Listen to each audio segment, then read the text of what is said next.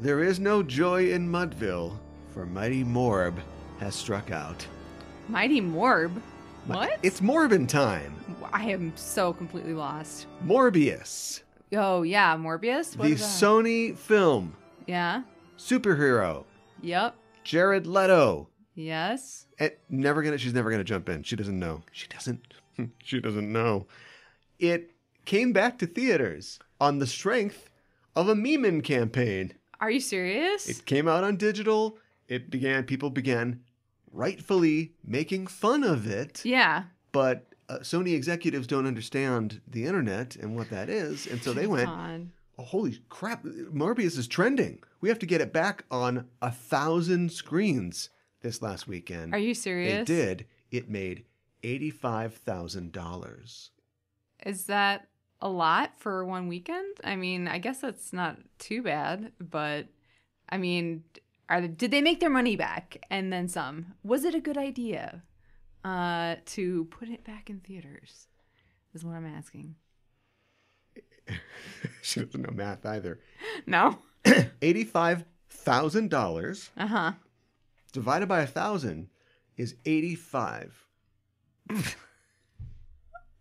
Okay, never mind. I guess it is pretty simple math when you sit and actually think about it. So there's $85 per divided screen. By, let's say, $12 a ticket. Yeah. That means that on average, out of those 1,000 screens, yes, they sold 7 tickets for each screen. Oh my God. That is. Oh my God, Sony. Abysmal. Yeah. Why? They need younger people working at Sony or hipper people or something. Somebody who gets the internet. We have talked, or how email works, or how Tough Mudder works. Yeah. We have talked about Sony in the past. Yeah. And how they should just move on. They are out of touch. .org. Yeah. Just sell it. You're always going to have, it doesn't really cost you anything. They're just spending CD money. They have more money than God. They will never, their technologies, their appliances, their patents. They are doing this for fun. This is like a rich guy who, is this a thing? Rich guy who like enters a golf tournament, and like finishes like 20 over. Right. In last place. But he's like, it's just, it's a good walk. It's had fun. Right. Like they are dilettantes. They are just doing this for fun. But unfortunately, they own Spider-Man. They're going to need to give that back. I'm worried about Spider-Man. I mean, like they want to they want to make Morbius a thing. I don't know, like. I don't know. Spider-Man has survived worse. Spider-Man has true. survived the inclusion of Dane DeHaan, the marble-mouthed star of the film that we're talking about on the show today. This is the Just Enough Trail podcast. I'm your host, Caliban, joined as always by my co-host. Hi, I'm Mikan Hana. And not only do we talk about all the Morbin news that's fit to Morb, but we also have a Patreon. We do. Andre the Giant has a posse. We have a Patreon. Yes. And every month we we welcome our Patreon users to vote on a movie. And this month, kind of continuing from our theme from last month, is May Flowers. I know it's not May. We're a little bit late, but that's okay. We had a lot of stuff going on. We're doing it now. Yes. So, So our May movie, Mayflowers, we put the choice to our patrons to choose between 2 flower-related movies. Yes. Adaptation, the Charlie Kaufman, Nicolas Cage movie. Yes. About the process of adaptation, also the nature of art, and he's playing twins. Yeah. In a movie where one of the twins is writing a movie about somebody playing like all 3 parts in like a movie or something like that. So it's like, okay, Charlie Kaufman, dang, some of us have to get up in the morning. And 2017's Tulip Fever. Yep. A Tom Stoppard penned historical romance based on a book. Yep. And that's what they picked. Yep. And that's what they're going to get. You got it. And that's possibly what they deserve. So, talking about Tulip Fever on the show today, starring Dane DeHaan from Billy Joel's stomping grounds, right?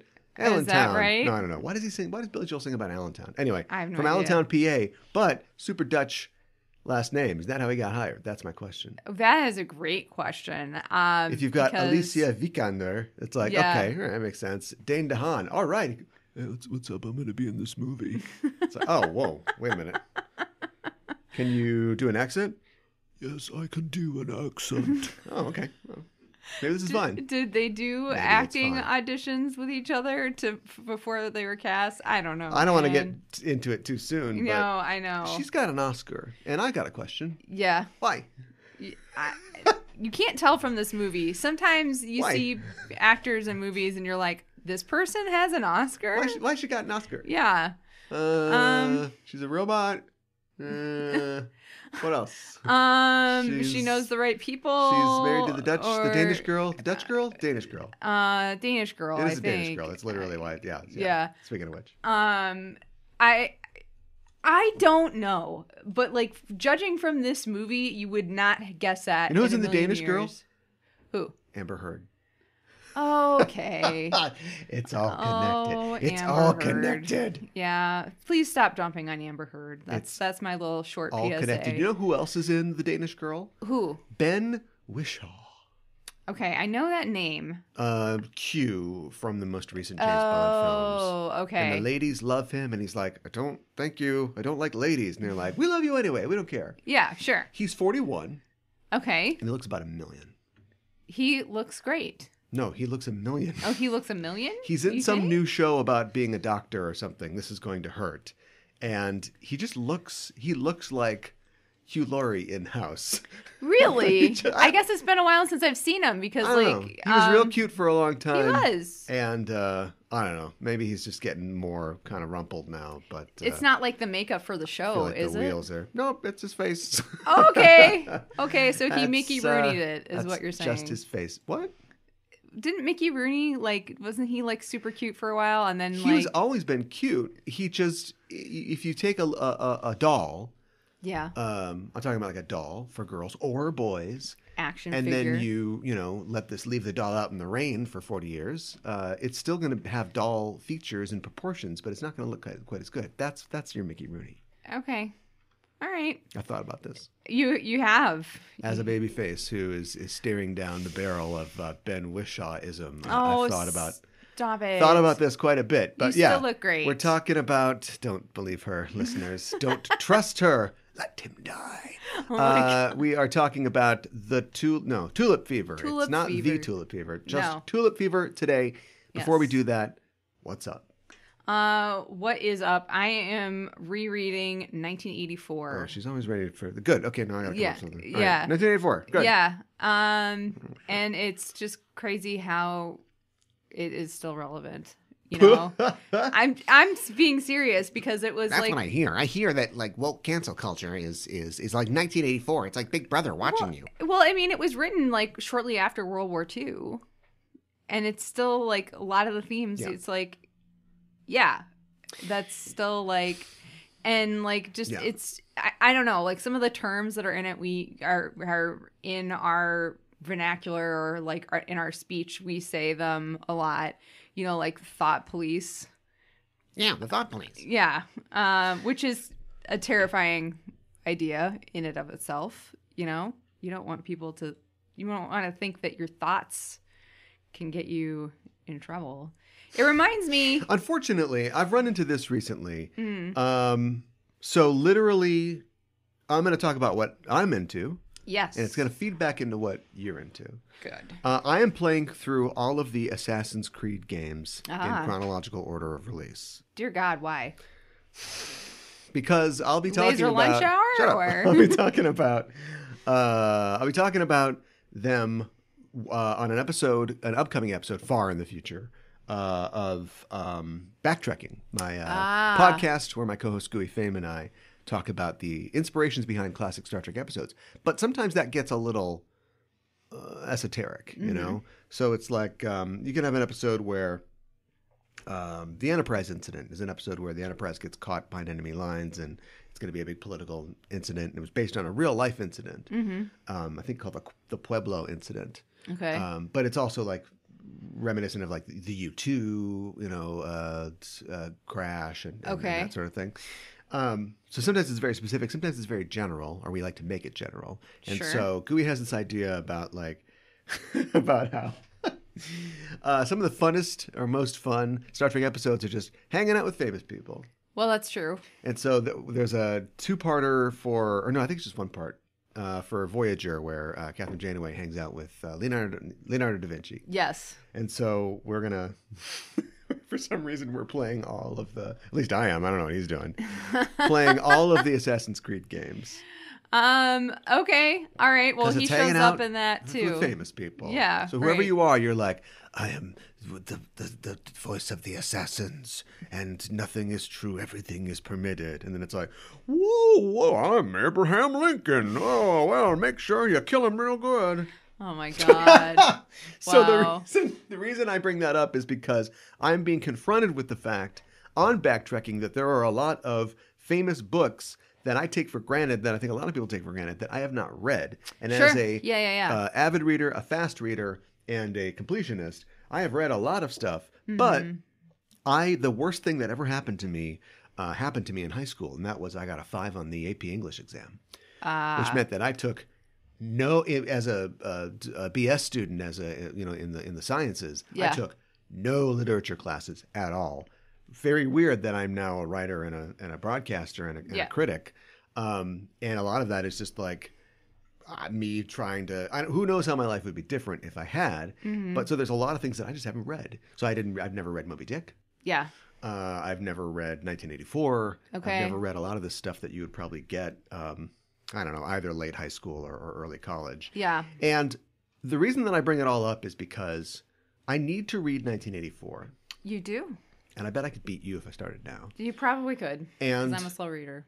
I need to know how important it is, because it's possible that it's maybe too poisoned that well. She poisoned at this point. Okay. You know what I mean? Okay. The idea of the thought police is a powerful idea. Yeah. Nobody listened, and it's too late. We live in the 2020s, and that idea has been completely co-opted by people who absolutely want to police your thoughts. Yeah.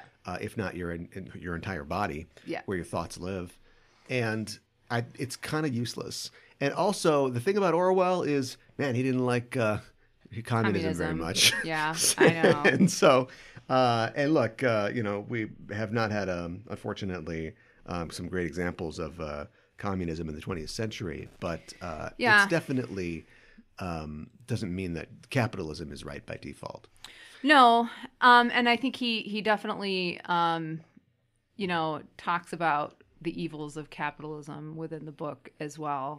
Nobody ever preaches those parts. No, I know, but he definitely does not.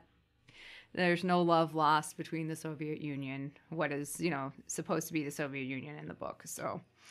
Well, I mean, he basically essentially was writing about British fascism. He was. Which, again, nobody listened, and that did just fine. Yeah. For the most part. Yeah. So. Anyway, check out Backtracking at Backtracking, BACKTREKKING on Twitter if you want to listen to us talk about hanging out with famous people. Sounds like fun. Oh, look out, everybody. Oh, it's Renoir. He's like, all right, take your clothes off, have some lunch. Oh my, whoa. It's a painting. Are you going to talk about Abraham Lincoln on Star Trek? We did already. I was going to say. We talked about the Savage Curtain, the Abraham Lincoln episode. Yeah. Which is, it's a weird take, but whatever. What's the take? I don't like how he talks to Uhura, and she's just totally cool with it. I'm like, yeah. Anyways. But words don't hurt, you see. And the funny thing is, I've already given him, this leeway. We talked about the Savage Curtain and paired it with Bill and Ted, which, if anything, is the ultimate hanging out with famous people thing. It is. So this is hanging out with famous people, at least part 2. Going back to the trough. Yeah, that's okay. It sounds like a fun episode, so I'm looking forward to that. So anyway, hundreds of hours of gameplay in my future. Let's talk about the news. Well, I mentioned before the name that is not to be spoken, but the Johnny Depp Amber Heard trial wrapped up. And the whole thing is a giant mess, is a giant miscarriage of justice. And, at least we don't have to hear about it anymore. But I've heard, and it doesn't even make sense, and I've heard that her appeal will almost definitely succeed because of how nonsensical the judgment is. Really? In the judgment, it's judged that, yes, by not saying his name at all or referring to him in any way, she defamed him somehow. And then also he defamed her because of his efforts through his lawyer to insist that the whole thing was a hoax, which it is not. That's what everybody forgets about this. That ruling came down, and also he was ruled he lost in British court against the Daily Mail or the Mirror or whatever it was. Yeah. Because everybody agrees legally that he beat the shit out of her. Yeah. So that's who we're praising here. That's who we're excited about winning. I think it's... And I gotta tell you, do you think that in the future it is more likely that an abused woman will speak out when you speak out and you owe somebody $12 million? No. Yeah. I think it's way less likely, and it's incredibly infuriating. And I think that people just like him. They think that he's a good actor, so then they are inclined to think that he is a good person. Yeah. Even though the two are not... They don't mean the same thing. They're not the same thing. You could be a great actor and a horrible person. You could be a horrible person and a great actor, or a bad actor. What?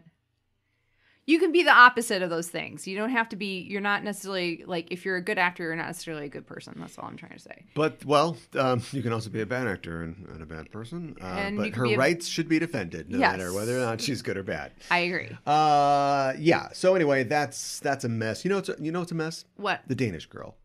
Look at this thing. Yeah. Eddie Redmayne and Amber Heard and Ben Whishaw.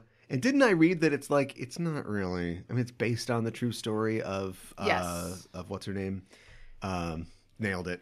Yeah, I know what you're talking about. But they had it be played by Eddie Redmayne, and it wasn't like... Well, I mean, yeah, what do you do? I know. But yeah, so Lily, I can't remember her last name though. Mm-hmm. Not Tulip, Lily. So anyway, that's all we're going to say about that. And I guess updates as we continue in this waking life. Or will we continue at all once we learn that Raised by Wolves has been canceled? I want to throw a tantrum. This pisses me off. Speaking of Dutch people. Bad. Yeah? Well, it's like shot in South Africa, right? Oh, yeah, I forgot about that. That's right. Why? What the hell, HBO? What is your problem? I am so pissed. It was so good. It was so different. It's so weird and out there. I bet it's expensive as hell. But were the ratings down the second season or something like that? Wouldn't you? I don't think the ratings have ever been up. Period. I thought that Wouldn't it was you really agree well. that the second season kind of proved, as a lot of second seasons do, that they don't exactly know where they're going? I know that, but I wanted to see where they were going. Yeah, I was thought still interested to see. I thought it was still well made, the second season, and entertaining, and it's the kind of thing where it's like, I just like the actors so much. Yes. For the most part, I like the writing, even though I'll admit that it seems like in a lost fashion, a lot of it's kind of made up as they go. Mm. But I'm willing to just play jazz, and I'll just watch. So Scott Free is obviously trying to shop it to another platform. Yes, I heard. I would be happy about just give him 90 minutes just to kind of wrap it up. Seriously, yeah. A movie. Sure. Yeah. 2 seasons and a movie. Yeah. That's fine. Well, that's the whole thing about this streaming thing, right? Is that I'm sure it only really exists anyway in streaming. I'm sure it aired on HBO, but the streaming audience is what they're looking for. Mm-hmm. And streaming lives in this weird place where I think people think of it as still inferior to broadcast or cable in this case. They shouldn't. Right. But unless you're a Stranger Things, unless you're making the big numbers... then it's like, oh, whatever. And so you'd think, well, they're never going to get a movie or another season because clearly the show costs a lot. Like, it's a very expensive show. Right. But then you spend more money to promoting market it so people know about this cool show. Yeah, I agree. Don't just give up on it. I heard that the actor who plays Father was trying to get people excited about it on social media. Speaking of everything being connected, he is the voice and motion capture actor behind Bayek of Siwa, the hero of Assassin's Creed Origins. You told me that. That's so cool. Yeah. I like him a lot. I think he's a fantastic actor. And if nothing else, I really hope that all the actors on the show get to go on and do other really cool things because I think they're all really great. Even the kids. Too. Maybe they'll get to star with Dane DeHaan someday. Oh, well, I said Dragon Age, and it's organic because the first Dragon Age game is called Dragon Age Origins for no good reason. Of course, I was talking about Assassin's Creed Origins, but I do have Dragon Age news. It was announced recently that the new Dragon Age 4, will be titled Dragon Age Dreadwolf. Oh, that sounds exciting. Do we have any other news? Is there a trailer or anything? Well, it won't come out this year. Here's the name. Dun-dun-dun. Okay. Yep. All right. There is a trailer insofar as it's just like, you know the world, you love the story. It's an age full of dragons. Yeah. Dragon Age, Dreadwolf. Okay. Any predictions? Yes, I think it's going to be about the Dreadwolf. So Okay. if you don't know, and I won't bore don't. you if you don't care, but Dragon Age is one of the most highest earning successful games of all time. Yeah. Dragon Age, the last one, 3, was called Dragon Age Inquisition, and it's a sweeping game. It was probably, I think, the best Dragon Age game. Sorry, Origins. 2's not in the conversation. Okay. What did 2? That's the problem. They made it Dragon Age 2. People hated it. They're like, we're never doing numbers. Our mistake was numbers. No numbers. The Inquisition. numerals. That's the problem. Yeah. No integers. Yeah. So it's a big sweeping story. A lot of important things happen in it that kind of tell this meta story. And then they released some DLCs. Mm-hmm. You think, oh, DLC, it's a little extra new items or just a little extra bit. But they had a DLC that basically turned the entire franchise and the world of the franchise like on its head. Okay. And revealed some big things that I won't necessarily spoil here. But Okay. Dreadwolf is the name of a character that is part of some of those big changes. And so they are just saying here that they are doubling down on, what they introduced in the last DLC. Okay. Well, that's what the cool. story will be about going forward. Are you excited about this news? I don't know when I'll have a single moment to play it, but I am excited. Well, it's not coming out this year, so you don't have to worry 2023. about... Probably 2024. Yeah. You don't have to worry about it interfering with your Assassin's Creed playback because you'll be done with that by the time it comes out. Here's hoping. You'll make time for it. I know you will. Here's hoping. So, yeah. In other video game news, a lot of video game announcements recently. All right, let's do it. They had the Warhammer Skulls, which is like, guys, you're at a 10. What's your event called? Skulls. Yeah, It's freaking Warhammer. It's our follow-up to Guts. What do you want? Last year's event. Yeah. They announced 5 different Warhammer games Jeez, that so span much. all genres. There's a turn-based strategy game that's coming out, a first-person shooter that's coming out, a 4-player battle royale game that's coming out. Is there a role-playing game? Yeah, more of a role-playing game. Of course, Space Marine 2. So a lot of 40K stuff coming out. Yeah. And Sony also had a State of Play where they announced lots of stuff. Street Fighter 6, which had been announced, but they gave you more background. Got it. And Stray, which has now been announced to be coming out on July 19th of this year. Yay, around my birthday. That's exciting. Stray is a video game that we've gotten our eye on for a while. Yes. It's a cat in cyberpunk. That's all I know. I'm excited about it. That's all anybody knows. I think it looks really cute, even though you have remarked that the cat does not really look like a cat. Well, no, I mean, it doesn't. It's not terrible, but It's not great either. It's a little... You had a really great descriptor for it, but it's a little uncanny valley, I think. But on Sailor Noob, you mentioned something else. so you're not going to trick me into doing your work for you. It's funny because is it the fact that you don't, you know what, here's a human face. Ready? Yeah. Circle, dot, line. Yes. We can just put that on there. We can empathize with that Yeah. shape. It's a face. Yes. I'm not sure animals are... Well, I guess they kind of are, because like cartoons and things like that. But I don't know. They're trying to make a photorealistic cat, and I can tell Yes. it's not a photorealistic cat. It's like a cat with like a human face almost. No, you're trying to do my bit still, and I Oh. refuse to follow you down. Oh, okay. All right, You- fine. You secondhand my bits. I don't. Sorry. I I don't was think trying so. to hand it off to you. I don't think so. Okay. All right. Speaking of video games, I've been playing Jedi Fallen Order a lot recently. Yes. And good news and bad news, of course, Uh-oh. the Obi-Wan Kenobi show, or maybe Yes. just Obi-Wan, Yeah. is out. Yes. And it is kind of crossing over with Fallen Order. A group of people... So Fallen Order is set in between the original trilogy and the sequel trilogy. Okay. Is that correct? I have no idea. I don't know either. No, it's set between the prequels and the original trilogy. Nobody cares about the Okay, the I sequel got trilogy, you. JJ. And there is a group of a new group of characters that we haven't seen before called the Inquisition. They work for the Empire, and Yes. it's their job to hunt down Jedis, any Jedis that escaped Order 66. And so now you've got a character in Obi-Wan, Yes. who is one of these Inquisitors. Yes. It's Yeah, a character that's exciting. played by actress Moses Ingram, who has received insane and intense racist attacks against her, Yeah. simply for being alive. Which I don't get, like, at all. I feel like, you know what I feel like it is? I think that the vitriol gets passed on to POCs who are women in Star Wars.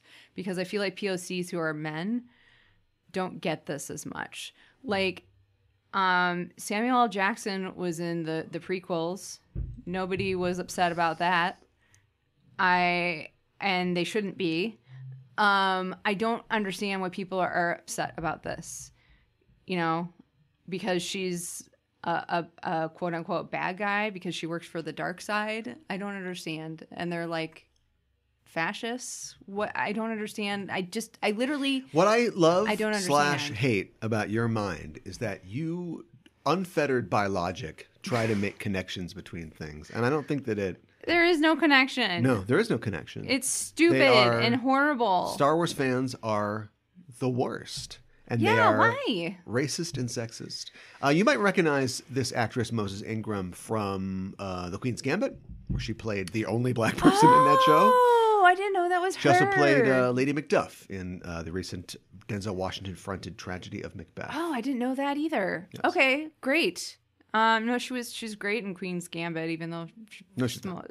No, She's not bad. That character's just ridiculous. It's just like the character was. I don't know if ridiculous. that character exists in Walter Tevis' famous white guy that writes about white people. Yeah. But she was just designed to sort of like, well, it's the 70s. Something fun's got to be happening. So what if she's like, Cleopatra Jones comes in her like Mustang? And Yeah, it's like, yeah, I all right. know. I mean, I don't mean to be the guy that says like we shouldn't add color to this, but like it's not. Reasonably. It's not saying anything. She's not really No. there to. I mean, what is it saying? This is a story about a bunch of white people playing chess, right? Yeah, it is. It's like, And- honestly, like, oh boy, I hope long-legged, beautiful chess player makes it in Yeah. this world. I know. Rewrite the entire thing and have it be like a black female chess player trying to survive in like the 70s of chess. Yeah. Yeah, there you go. Instead of just a female player. Yeah. Yeah. Make her the main character. Yeah. I think that could have worked for sure. It would have made more sense than what they did. But Speaking of like companies not knowing what they've got, yeah. a lot of people have said that about Netflix, where they don't have no idea. Well, I think that's If you come in and you go, I've got an idea, they go, stop right there. Here's $100 million.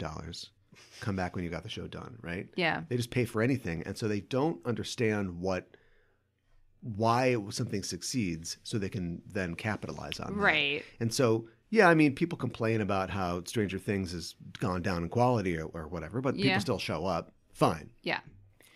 Yeah. But like Queen's Gambit, I think Queen's Gambit took them way off guard. Queen's Gambit was huge. And It I think was. that they had no idea and didn't even believe it, like while it was being huge. I agree. To the point where I know that there's like, it's a book and there's no more story, but when has that ever stopped anybody? Make a Just Queen's write Gambit more. season 2. Now it's Yeah. the 80s, and she's doing Yeah. coke. She's doing coke and playing chess. Absolutely. Right? Yes. Just make something up. I agree. Too late. You've lost this actress. She is now a famous Hollywood star. Yeah. And you'll never catch her again. But you Yeah. had her then. You totally, you had her and You you can get the little lost kid her. in the cowboy hat back, though. Oh, for sure. You Bet can you get can get him. everybody else back, probably. The Harry But- Potter kid. Yeah. Was he Harry Potter? He was think definitely in Game of so. Thrones. He Uh, was Jojin Jingjong. Okay. That's Game of probably not it. Thrones. That's probably not it. I don't know if it's Harry Potter or not, but okay. Could have been both. But yeah, I know exactly who you're talking about. Yeah, they don't understand what they've got. And the thing is, like, Stranger Things, like, people are like so excited about it, and I've seen like people wearing the Hellfire Club shirts and stuff like that, and it's like, okay. It's still a thing. People are asking me, because they know I'm a nerd. Like, oh, are you watching Stranger Things? And I'm like, What's the Hellfire Club? They're calling themselves the Hellfire Club this season or something like that, or they have T-shirts that says Hellfire Club. What if I was Disney? I would just go, get right there, get them. Or maybe the Duffer Brothers finally found. Here's what they do. Yeah, they find a loophole because there is a real life Hellfire Club. Yeah. And so technically, if Disney's going to try to press their trademark, the X-Men characters, the Hellfire Club, then we get into a whole thing there where that could be their defense. Yeah. And so in this case, Disney's just like, you got us. I don't think they mentioned X-Men. Savor the flavor. It won't happen again. Yeah. And in the meantime, the Duffer Brothers are just like, oh, you know what? People know that we're hacks, I guess, because we stole like the entire. Was it the second or the third season where that somebody sued them and we're like, this is. I think it was the second season. Yeah, like they bring like young writers in and go, what do you got? Oh, interesting. We'll call you. Did you get all that? Yeah. Okay, let's start writing it down. Yeah. Yeah, I don't like Stranger Things.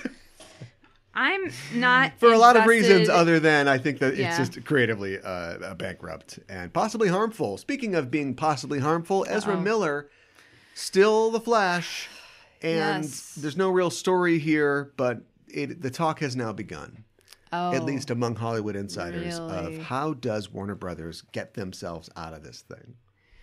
I feel I have a lot of complicated feelings about Ezra Miller. Because my heart goes out to them in a way, because I feel like they're struggling and that this is a call for help. But at the same time, gosh, like I feel like there has to be somebody, I don't know who to be upset with. Well, Warner Brothers certainly knows what it's like to be, as far as they're concerned or what they say, in too deep on something to just keep going with it. Right? Yeah. And so... only recently did we finally get Mads Mikkelsen drinking a polyjuice potion. Yes. Right? Yeah. Speaking of which, Ezra Miller still in those films. I know. And so apparently the Flash is just they feel like they're too invested. Mm-hmm. And if you want to be the company that has like a serial assaulter, abuser as the head of your thing, I think you're gonna get what you get.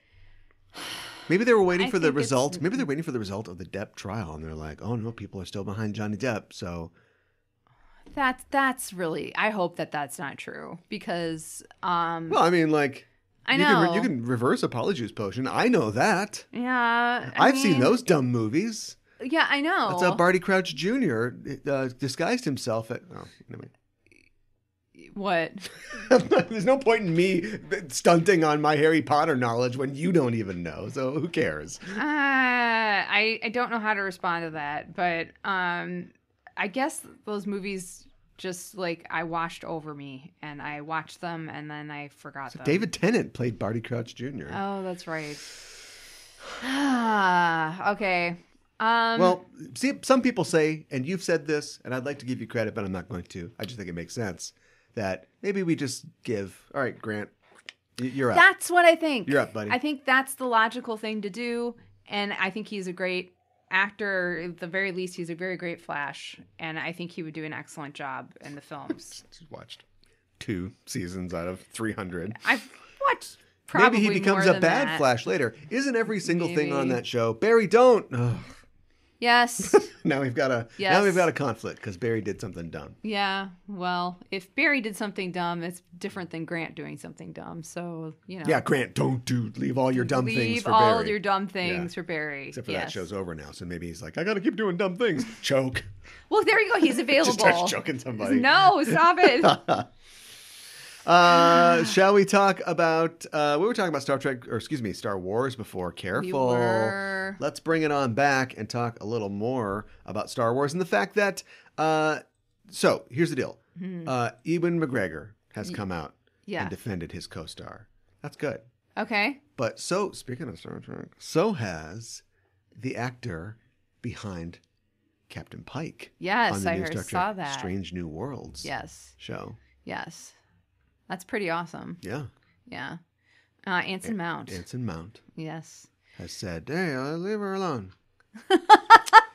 Thanks, buddy. He said it as best Captain Pike, though, right? Like, like we're all part of the universe and all this stuff. And like, then he made everybody eggs. Yeah, right. In the morning. Yeah, that's because that's the zaddy that he is. So I learned it from watching you. She's trying some stuff out here. I am. I want to talk really quick about the fact that this last week was the 40th birthday of The Wrath of Khan. Star Trek II, The Wrath of Khan. The movie that, quote unquote, saved Star Trek. All right. Yeah, that's right. I remember. Okay. Do you think it saved Star Trek? I mean, it is a fantastic film, and it is kind of like, are they doing anything special for the 40th anniversary? It's already come and gone. Oh. It came out in limited release in some theaters, I think. Didn't it? Did they Yes, it did save Star Trek. Okay. Yeah. They should have remastered it like they remastered the first film. Maybe they did. Yeah. Maybe they did. Maybe they did. Is your life different because you don't know? Yes. Oh. Well, I'm sorry. No, it's fine. It probably did save Star Trek, I suppose. I think that something, it's we can all do 40-year-old armchair quarterbacking. They would have done something. If it hadn't been Wrath of Khan, it might have been something else. Yeah. What the question that I ask is, it is so good, and it set the tone for, what people would consider a good TOS film to be. Everybody talks about the even numbered or the odd numbered curse. The odd numbers are the bad ones. The odd numbers are the ones that Nicholas Meyer didn't work on. I know. So I think you could probably just say Nicholas Meyer saved Star Trek. You think you could? And if Star Trek II had been by somebody else and not as good as Star Trek Wrath of Khan, I don't know. People were into space stuff. It was the 80s. Yeah. Star Trek probably would still be okay, right? Probably. It probably wouldn't have had such a high run of quality in their films for as long as they did. Well, and I think Into Darkness. one reason why Wrath of Khan is so good is it has such a good villain. And he's so interesting in his relationship A villain. with... Yeah, a story should have a villain, A shouldn't story it? should have a talk villain. about this movie. I know. Hayden Christensen says that he'd be down for a Darth Vader spin-off show. And it's like, dude, nobody asked. the entire franchise is your spin-off, isn't it? Yeah. You got 9 movies that are about you. What are you talking about? But he's not in them, Yeah. He hates sand. Well, we can fix that. Yeah, well. Stick him in the just volume. Stick him in. Yeah. I mean, he's probably excited that he got asked to do the Obi-Wan show, which is great. But just be chill, dude, is all I have to say. He is. He's totally chill. And I think that, I think a lot of people, it's so weird because we all sat and watched those terrible movies. And now. The prequels? Yeah. And now a bunch of millennials are trying to convince everybody that they're really good. They're not. Whatever. We thought they were when they initially came out. I did anyways. But that's how delusion works. Yes. But the point is that I'm sure like a lot of people walked away thinking, not doing that again, right? Mm-hmm. Me and my buddy Ahmed we're out of here. Right. And then he didn't do anything for like 20 years. Yeah. And now he's like, oh, great. So whoever they've got, whether it's Kathleen Kennedy or whoever they have that like approaches these, because Ahmed Best, he was hosting or has that happened yet? He was going to host the Star Wars game show. Oh. And he's a guy who's like, I wanted to kill myself. That's how bad it was for my career being Jar Jar. Oh my gosh. But he's back. Hayden Christensen Really? is back. They got Liam Neeson kind of, for a voice role on Clone Wars or whatever it was. Really? So like they must, I don't know if it's, like I said, I don't know if it's like Kathleen Kennedy giving you a call or it's just like a team of people that are just like, what do you need from us? We need that magic. We need you back. Remember all those good times? Remember when you were out in the desert and you were going, you're like making your little boobadoo ride and you're saying the negotiations will be short and whatever. Remember that? Don't you want that again? Also, beep, beep, beep. Here's the truck with the money. I think, yeah. Truck with the money. How much do you have to pay Hayden Christensen, though? Probably not that much. Yeah. Sorry, Hayden. But yeah. A couple of Sizzler coupons. Yeah. I bet they do get I bet his family's rich. Doesn't he look rich? Yeah. What does that even mean? I don't know. You just look at him and you're like, yeah, he's a rich kid. Yeah. I hate sand. Of course you do. Yeah, rich kids always hate sand.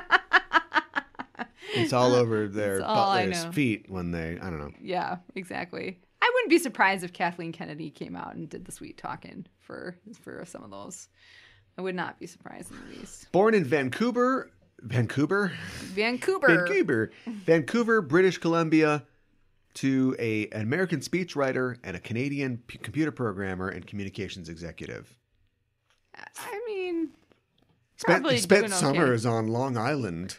Okay, and attended the Actors Studio in New York. All right, Rich. Yeah, F you. Yeah.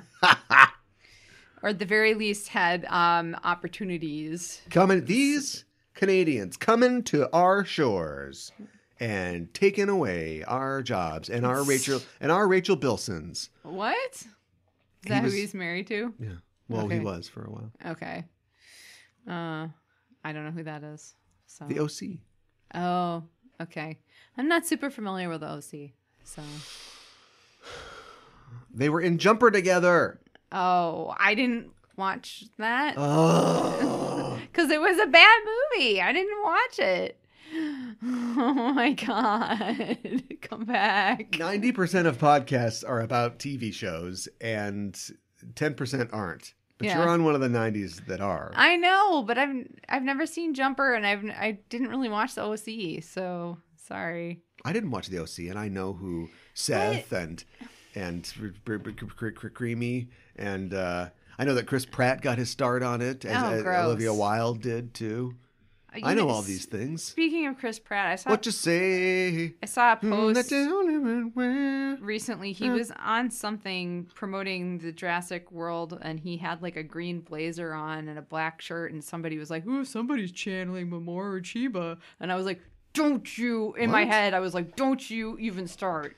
Because they were saying that he looked like Mamoru. Getting a little mixed up here. Yeah. Okay. Also, he'll be on the Ahsoka show, which makes sense. I'm not saying that they shouldn't make an Ahsoka show, but that seems like a stretch. I guess, well, The Mandalorian is kind of a stretch. It's probably be fine. I think it'll be fine. But the thing is that, and I've stopped watching these shows a long time ago, but from what I understand, there is no distinction between the shows. So like the Boba Fett show just had an episode where the Mandalorian was just like the star of the show. Yeah, right. And then they had one where like a computer named Luke Skywalker was the star of the show. Yeah. And it's like, well, then why'd you do a Boba Fett show? Why don't you just like call you it just Tales from the Star Wars universe or something like that? Yeah, right, exactly. I mean, I feel really bad for Boba Fett. Yeah. I'm a Tamura Morrison. Yes. I feel bad for him. They're like, you can have your own show, buddy, that you're in like 3.5 episodes of. It's your show. And some of those, you'll be in a tube the whole time. Yeah, right. I was going to say in a water tank. Because it's going to be real fun. Only you are as sexy as Hayden Christensen.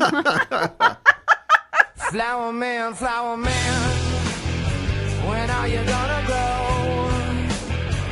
When you gonna lay down everything you know? A flower man, how you gonna sleep? Here's what this is missing. And it's not missing much because you can watch this movie on the Roku channel for free. They're giving this movie away. Yeah. It's 10% on Rotten Tomatoes. Whoa. It's Tulip Fever, but they're missing one at the beginning of the thing. And who is it? Christoph Waltz. Somebody in the movie. Maybe gets Zach Galifianakis.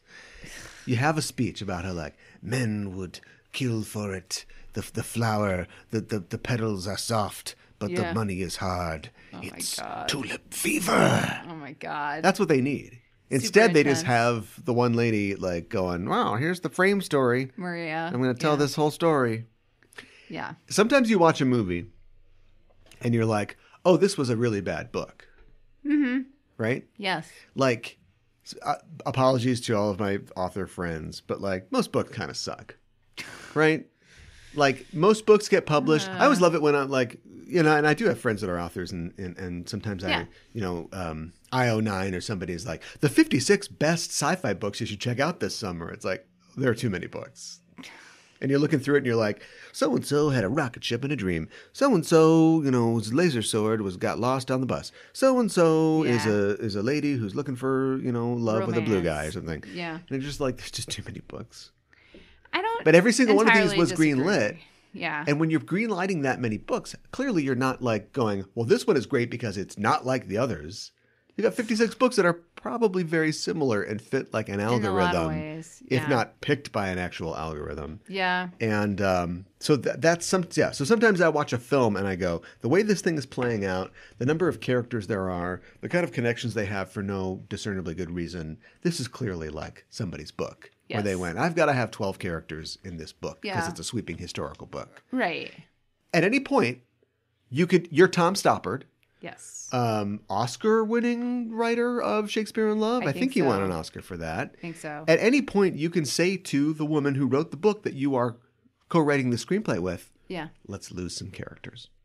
Yeah. We don't need every single character. I would agree Because with what that. this thing ends up feeling like is a Middle Ages crash. It feels like a film where there's kind of a morality, like a karma to it, but it's Yeah. mostly just like 14 different characters whose lives all intersect weirdly. And Cara Delevingne is there merely so she can buy the thing at the end Yes. to give the guy the money. But that doesn't matter because the whole point is everybody loses here and everybody is gonna, I don't know. Let's talk about Tulip Fever. What happens in Tulip Fever? Oh my God. So Oh my God, indeed. I don't even know how to describe this. I'm going to do my best. So it takes place in Holland, and they're obsessed with tulips, and tulips, basically, people bet on them. It's kind of like the stock market. And they bet on what colors they're going to be and that sort of thing. And that's- I'm doing very basic. So That is very basic. Yes. Also, there is the narrator, Maria, is a cook. Her mistress, Sophia, is an orphan, and she gets basically bought into marriage by Christoph Waltz's character, and she doesn't really care for him. And then he wants a baby, especially a son. They keep trying, it doesn't happen. So he thinks, okay, if I can't have a child to live on, then maybe I'll have a portrait done of me and my beautiful wife. Which I'm glad that So- they had to sort of explain all that when rich people just get portraits done. Yeah, I Because know. they're vain and they have money to burn. I know. But he's like, I need to have a legacy and people Yes. will see my painting and my beautiful life. Exactly. It's like, all right, you don't have to I know. overwrite this. I know. Just get a picture done. Exactly. So And then she falls in love with a painter. I'm going to paint your picture. I know. I'm going to paint you. Peter Parker, I'm going to paint you. Like I said, he's like dollar store Leonardo DiCaprio. Oh man, if there's something, is there anything lower than a dollar store? 50 cents. The 50-cent store. Yeah. Hey, Dun, what's dun, in the money? Okay. What? That's Nelly. That's okay. No! That's okay. No. Hey, shorty, it's your birthday. Yes. We're going That's to what I meant. party like it's a tulip. Yes, exactly. So basically, they're sneaking around and having sex whenever he's not around. And then also in the meantime, her cook Maria is in love with a fishmonger, and he disappears, and she gets pregnant. So then they cook up the scheme where Sophia is going to say that she's pregnant, and then she's going to pretend that Maria's baby is hers, but also she's going to. I guess I'm giving the whole movie away. Should I stop? We find out that she's going to say that she died because her husband won't stop looking for her, and she couldn't be with her lover unless he thought that she was dead. Why not?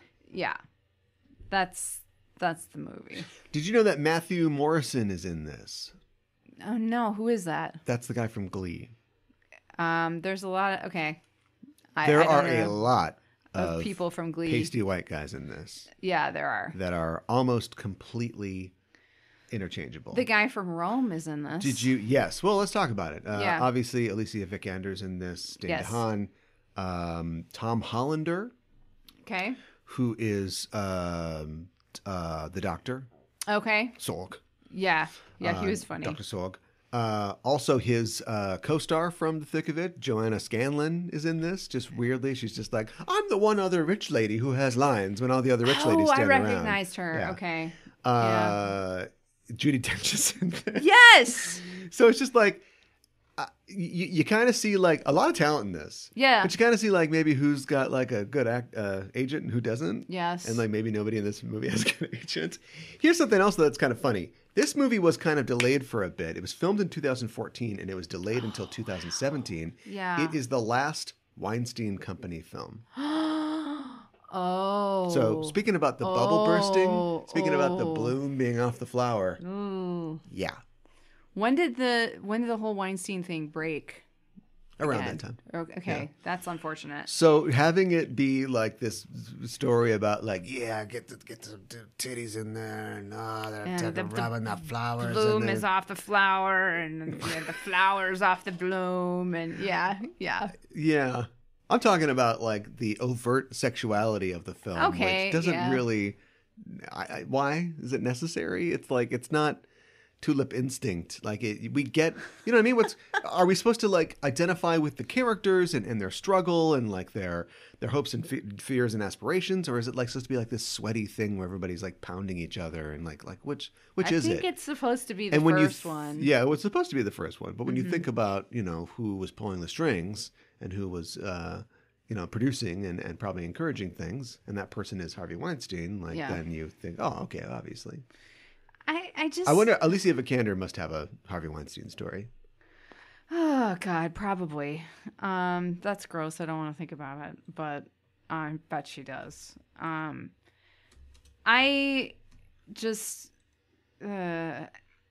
did this. I like Shakespeare in Love. I feel like that hit a lot of similar notes way better than this.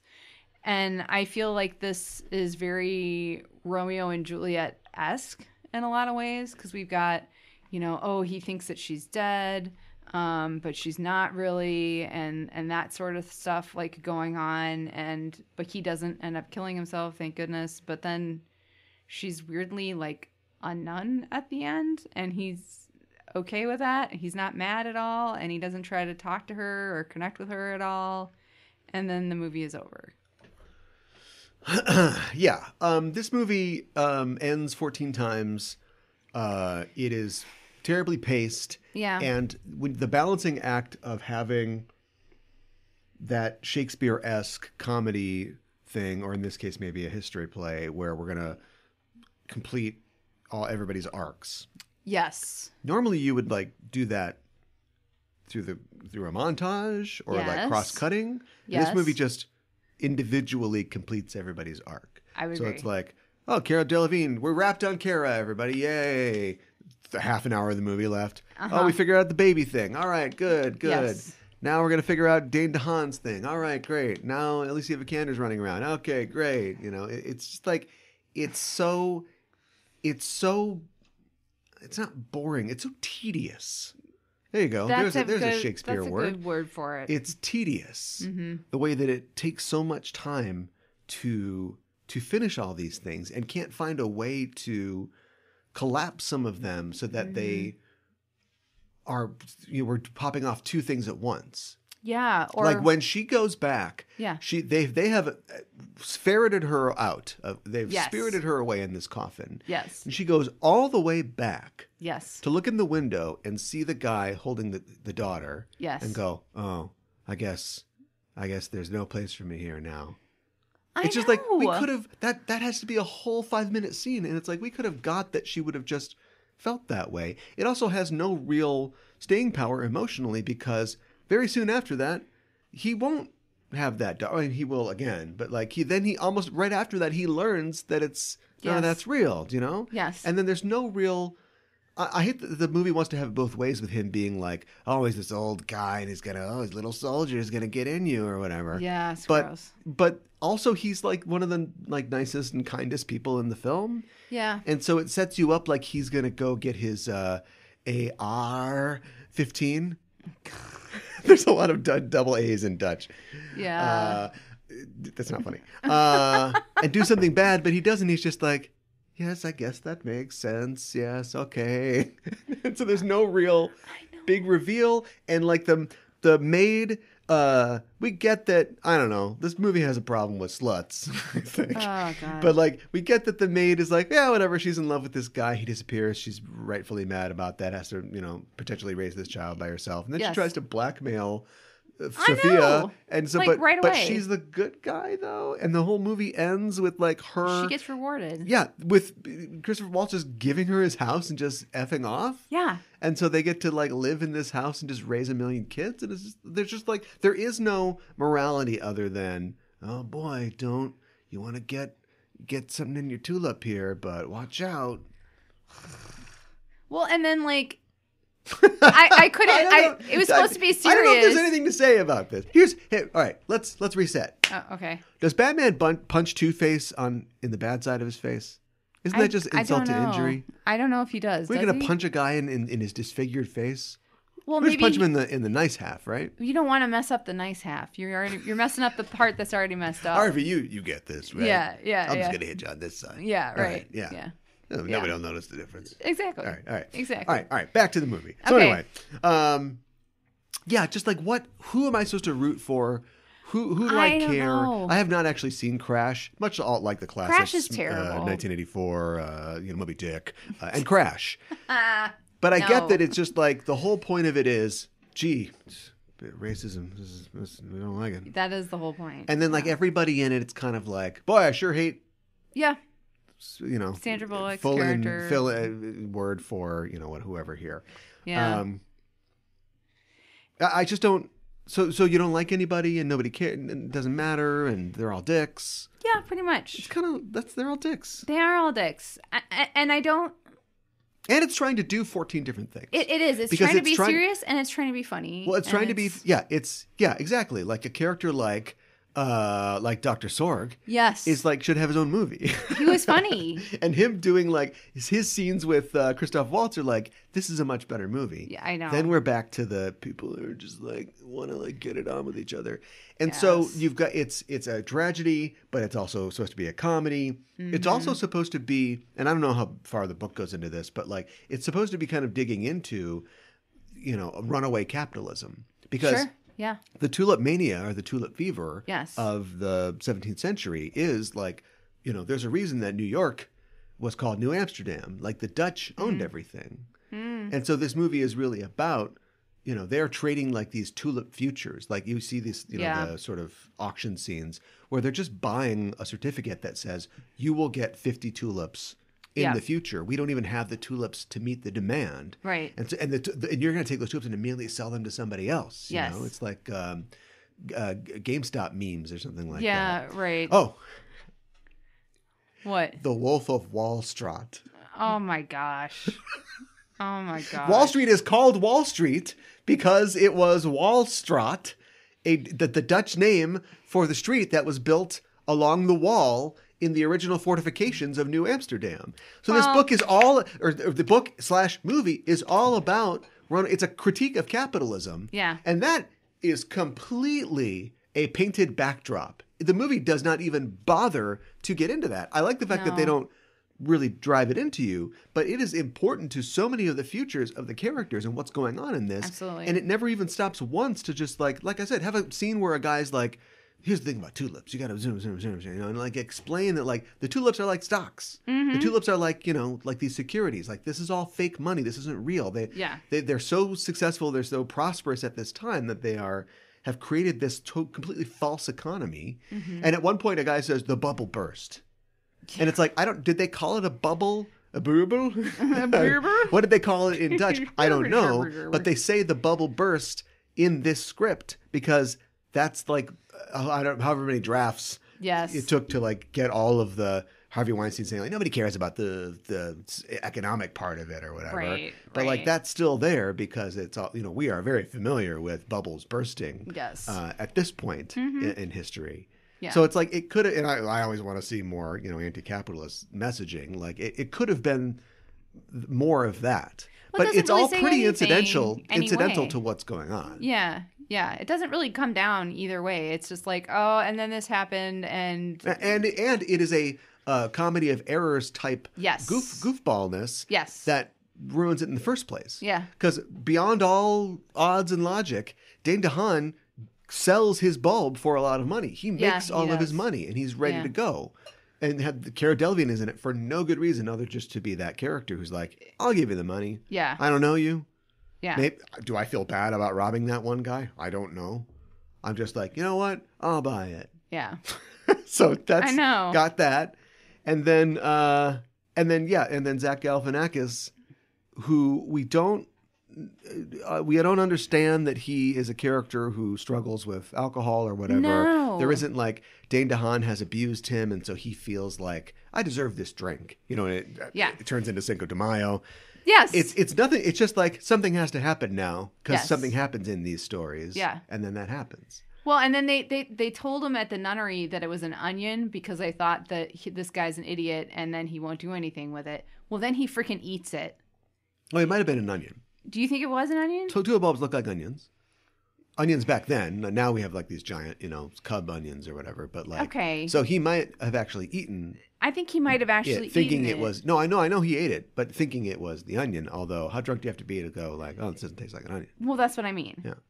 Um, Why is there a bite mark in my $1 million tulip yeah, bulb? seriously. But it just happened because it's supposed to happen. Yes. It isn't that like Romeo and Juliet.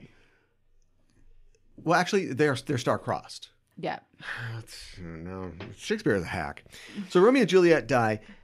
You could argue they find themselves in this position because Of the stars. they're dumb and they should just Yeah. chill, put some ice on their crotches and just chill out. Yeah, you could argue that for sure. And Romeo does. Maybe he is in a fatal mind because he thoughtlessly kills Paris. Yes. And so maybe he's like, well, she's dead. There's nothing. I'm not going to jail. Yeah. I'm not going back. Right. So, maybe those things contribute to him doing what he does. Cordelia dies just because shit happens. Yeah, you're right. Like it Yeah. doesn't, obviously she was put in a situation where she felt like there was no way out and she's in prison and all that stuff. She doesn't know that, Yeah. that Kent and everybody's going to come and win.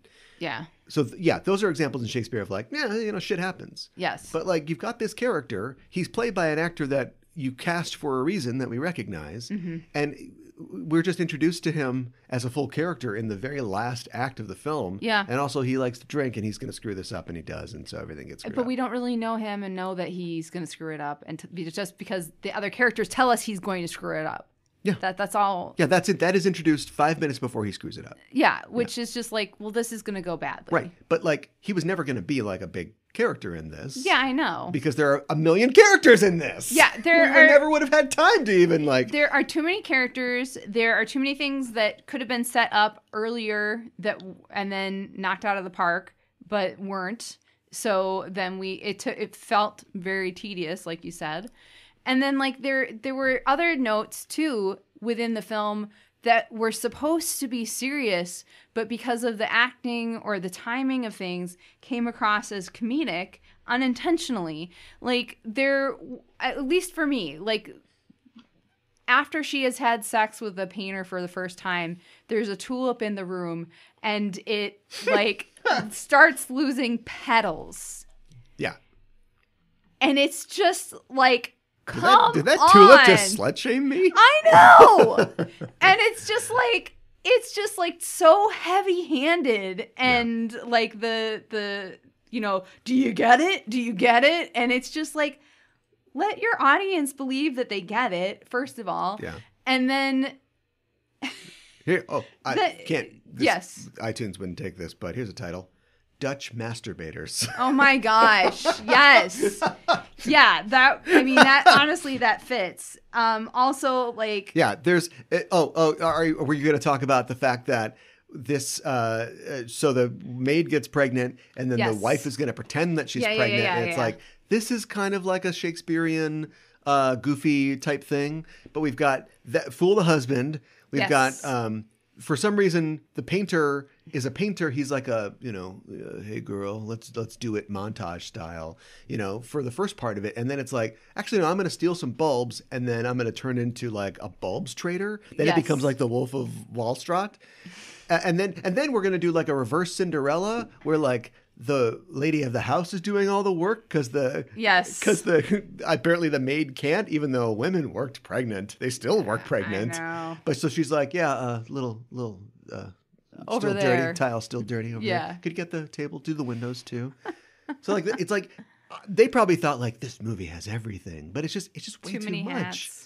Yeah. To the point where they're going to do the switcheroo literally as the maid is about to give birth and she's moaning in pain. And then the wife is moaning in pain too. And it's like, that's not how sound works. I know. Either he hears a woman moaning in pain and thinks it's you or thinks it's your maid. But when you both moan in pain, they don't oh wait, no, actually they cancel each other out. That's why all murderers scream while they're stabbing their victims. People go, just one woman screaming, I guess. I know.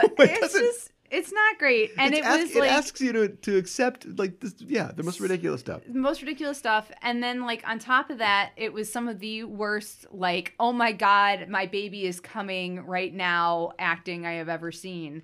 From Maria and then from Sophia pretending that the baby was coming. And then, like you said, just them screaming at it was just like it was ridiculous. Yeah. It asks you to care about people that it has not sufficiently made us care about.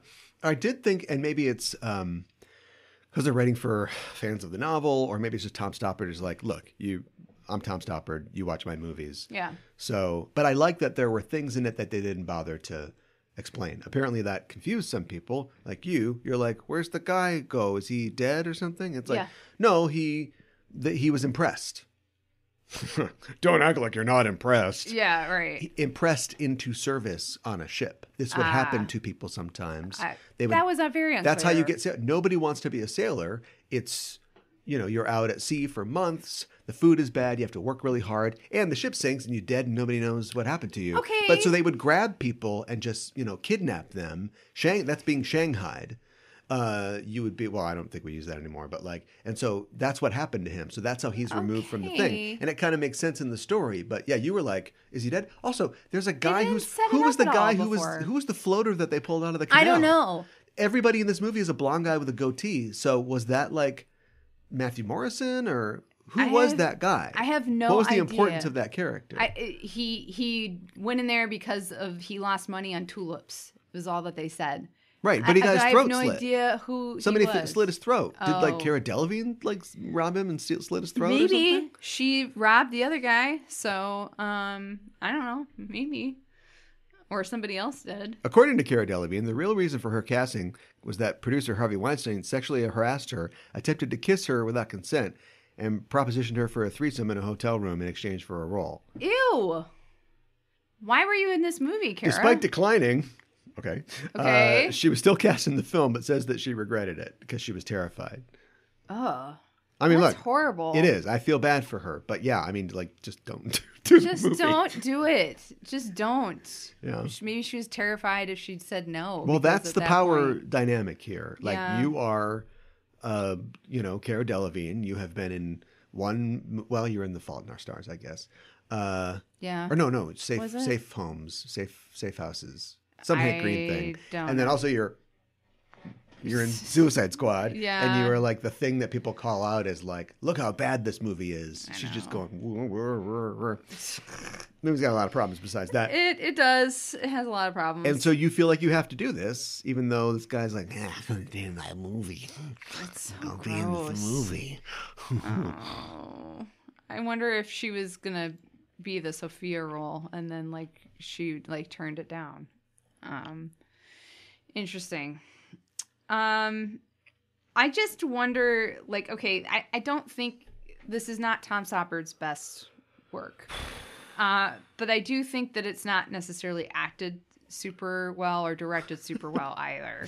Yeah. So... Well, you kept talking about the girl with the pearl earring, and I think that is definitely of a kind with this film. But this film is actually directed by Justin Chadwick, who directed The Other Boleyn Girl. Oh. I've seen that too. Ha! Okay. A real Johansson head. Yeah, I am.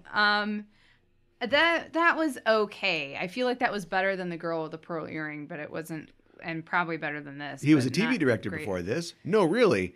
And he directed 9 of 15 episodes of Bleak House. Okay. Oh, that's a Bleak House. That house is pretty bleak. Yeah. You watched it? I did. And don't I remember liked anything I about liked it. I liked it a lot. Okay. So, yeah. Okay. Oh, but that house is bleak. And in the Dickens style, you Yeah. get the thing where a person is like, oh, they were orphaned at a young age or something like Yes. that, or they were given up to an orphanage, and then you go through the story, and by the end of the story, you realize that the rich person who's dying or whatever is the real mother of the Yeah, main right. character, the Dickensian character, and so there is some sort of like connection there, and it's like Yeah. it's kind of trying to do that stuff, but it's not pulling it off. No. And I do feel like it's really trying to be Shakespeare too. Like really trying, you know? And I don't think it's making it. And also, like, the Christoph Waltz character, is he supposed to be, like, a bad guy? Because he's like, oh, I treated my wife badly, and then she left me, but I have also sinned. And I'm like, okay, what did you do? Did you have, like, extramarital affair as well? And No, he thought he's a religious guy, Yeah, and when his first wife was struggling in childbirth, Right. he prayed that the child would survive. yeah, You know, and take my wife if you have to. yeah, And the wife and the child died. Right. And so we don't really see it, but he has been racked by guilt over this. okay. And so he buys another wife thinking, I'm going to get a baby. But Yeah. he comes to fall in love with his wife. And that's an interesting story. Yeah. But it's not hot and sexy. And so it's not No. what we would care about at all. I know, but like he is dumb. doesn't. I don't think he treats her all that badly. She doesn't really like him. Is the problem? This movie was originally going to make, well, yeah. I mean, we don't, you should just say, look, dumb, slutty ladies end up in convents. That's the way you got to go. Oh my god. I don't, right movie, right? Yeah. This movie was originally going to be made in 2004, so a long time ago. Wow. And it would have starred Jude Law, Keira Okay. Knightley, Uh-huh. and Jim Broadbent, presumably in the Christoph Waltz role. Okay. Interesting. Jim Broadbent. I guess I could kind of see that. My little soldier's ready. Yeah, that's kind of scary. I actually could see Keira Knightley in the role. She's and she's Jude played Law. this role She 100 has. times. She has. Yeah. And Jude Law. Yeah, but Jude Law's like, oh, the maid looks pretty good. That's a Jude Law joke. It was going to be directed by John Madden, director of Shakespeare in Love, and Okay. Steven Spielberg was going to produce it. But days before the film started production, the tax rules changed in the UK, and they went, we're not doing the movie. Oh my god. Wow. Okay. Well, that sucks. It would have been a very different film, I think. But the writing still wasn't great, so I don't know. What do you think? Do you think it would have been super different, or do you think it would have been about the same? Jude Law has more personality. Anybody, this table has more personality than Dane DeHaan. Yeah. But he's got like an edge to him a little bit. Yeah. So maybe we would have got more, like, why can't the painter be not a good guy? He doesn't have to be a good guy. No. In Yeah. fact, literally it starts off and a character says to him, you have no passion or obsession. Uh-huh. It's like, oh, thank you, character who gives us what his arc is going to be. And you totally believe that he just really develops this passion. Like, he loves this woman. I We know. don't ever spend any time with him, really, apart from her. So you don't Yeah. get a sense. But if he had been a guy who's like, we don't want her to end up with this guy. Like, this guy is, like, not great. Yeah. And, you know, I don't want her to be married to this guy that's 30 years older than her. It's a little weird. But maybe they could find, you know, a little more common love ground. there. Yeah. Jim Broadbent is a big, lovable guy. So maybe that would have worked a little better with him in that role. Yeah, maybe. Would you recommend this? No. Yeah. Unfortunately, I do not have a fever over Tulip Fever. I got a fever, Yeah. and the only prescription is not watching Tulip Fever. Yeah, don't watch this movie. That's my prescription. It's not a 10. No. A 10 is too low. It should not be a 10. It's not that bad. Yeah. It's that sad thing where you just see like, well, if this was like this and this is like this and why'd they do this, and it looks great. I mean, it looks very dark. Like you can barely see anything. I had to turn the brightness up on my TV to watch it. But like the production design is great. I mean, it looks very cool. Like, you believe that it's sort of that world, and I think that I can't believe there hasn't been more stories made about the tulip mania in this period. I think it has potential to be. I think the subject matter is interesting, but the way they told the story, potentially. But I feel like the way that they told the story, you didn't even care about the situation that much, Yeah. So I don't know, like a stock market based on tulips. I mean, you kind of got something there, but they didn't really go for it. So yeah, it's not great. So I guess I can't recommend it, but I do think that it is. Well, I mean, what are we going to go to bat for Harvey Weinstein's last film? Yeah, I'm sure it's everybody involved is like, I'll talk about Tulip Fever. Yeah, right. Just a missed opportunity. Mm-hmm. How we've talked a little bit about how it could be fixed. How would you fix it? It's all in Dutch. First of all, okay, it's all in the Dutch, actors speaking Dutch. And then we don't have to deal with accents at all because it would just be everybody's natural accent. What? Mostly. Zach Galifianakis is just like, well, I'm from Northern California. No, it wouldn't. It would be different actors then, right? Oh, you're okay. So if it's all in Dutch. Oh, interesting. So like if this was a Paul Verhoeven. I just fixed it. You did. Paul Verhoeven does this. He does another, hey, Holland, you want a lot of tourist money and production money? Yeah. Paul Verhoeven directs this as a fully Dutch production. Yes. He could even keep some of the cast if he wants to. He could. You make it a little, if it is a Verhoeven, it's sexier. Oh, yeah, it is definitely sexier. Yeah, like who are you... Like, I mean, it's already like R. Like, who are you holding back for? Like, get, more erotic with it. And then also it's, well, I mean, clearly they kind of wanted to, but it's just not. But people are just wearing back. shirts in the entire time. Yeah. No shirts. And then like the ridiculous parts are more ridiculous. Yeah. So the Zach Galifianakis character is back. a completely ridiculous like person. Yeah. The Cara Delevingne character is a ridiculous person. Like they play these like weird person-shaped objects of like greed and lust that show up in these Verhoeven type films. I think that would be way more interesting. Yeah. Yeah.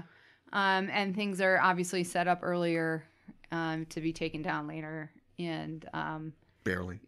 Sometimes set up minutes before they're taken down. Yeah. Well. We'll make it better in the Verhoeven version. So what we're trying to do right now. Yeah. Let's see what else. We're not gonna like overly sexualize the tulips. How about?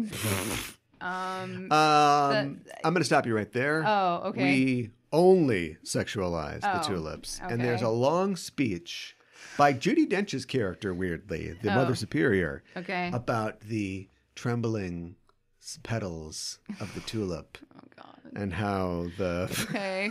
I asked for it, I guess. This is my plan. All right. And Dane DeHaan's like, I don't get it. Oh, my God, Dane DeHaan. I'm supposed to have sex with a flower? Did you notice that since he's the 50 Cent Leonardo DiCaprio... And we have mentioned Wolf of Wall Street and Romeo and Juliet, both films that Leo was in. Leo! And also, it reminds me of the scene in Titanic when he's like, oh, I'm going to sketch you, So that's like 3 Leo movies. Yeah. Which Leo would never have done this. No. Leo knows too much. He's too savvy. He's too good at picking out scripts. Well, he's good at picking out scripts that let him take a his swing at an thing. Oscar and scream at people and Yeah. do his thing. Yeah. Yeah, what if the artist was a screamy Leo type character? Yeah. Yeah. And he's I defy you, stars, and he's screaming. It's out of her window. It's raining. And he's like, Yes. good. If you want to make Take it your- like Romeo and get Juliet, your boobies out. just do it. Yeah. Oh my God. Right. Wow. But like, it doesn't even have that passion. It's a fever. It's a tulip fever. And the fever And never everybody breaks. No, it does. In fact, there's a line at the end where she's like, the fever broke. And I'm like, were we tracking that? Where like, did you have a speech about how this love is like a fever? No. Like a fever for tulips. Yeah. And the only prescription Yeah. is more Dane DeHaan.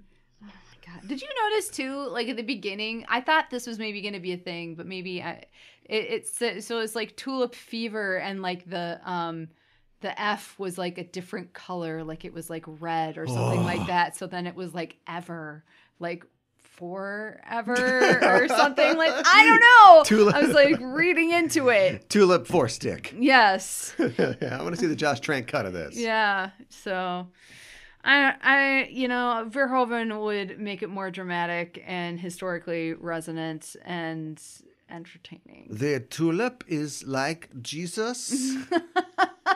Yeah, tie it to the convent more. I don't comes know. over the water. Yes. You see, he is the Jesus. Yes. You should watch a Verhoeven interview sometime. Oh, yeah. He's great in interviews. Is he? Yeah. Okay. He's still with us. I know. Still with us. I know. Okay, we should watch the Benedetta? newer Verhoeven. We never movie. did. We never watched Benedetta. I know. I just think of like, it just sounds like Bayonetta. It Just think of, like a does. witch with guns. It does. It does sound like that. Her clothes are made of the hair. Oh my God.